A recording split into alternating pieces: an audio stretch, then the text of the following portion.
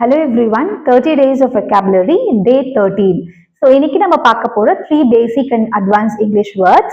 First word, old. ஓல்டுனா பழசு, ஏதோ ஒன்று வந்து நம்ம யூஸ் பண்ணாதது, இனிமேட்டு வந்து யூஸ் பண்ண முடியாது, அப்படி எல்லாமே நம்ம ஓல்டுன்னு சொல்லுவோம், which is outdated. ஸோ இந்த ஓல்டுன்ற வேர்டை வந்து நம்ம அட்வான்ஸ் இங்கிலீஷ்ல என்ன வேர்ட் நம்ம யூஸ் பண்ணுவோம்னா obsolete, obsolete. ஸோ இது எப்படி நம்ம சென்டென்ஸ் அப்ளை பண்ணலாம்? This software is obsolete.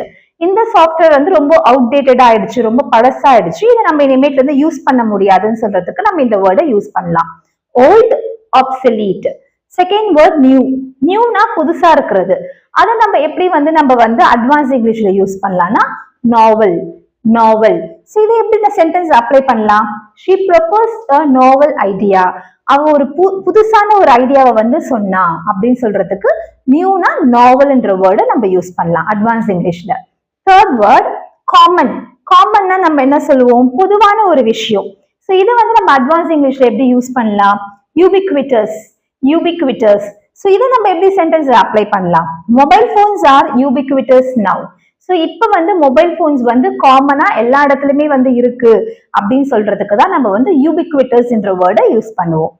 So volt, obsolete, new, novel, common, ubiquitous. Thank you.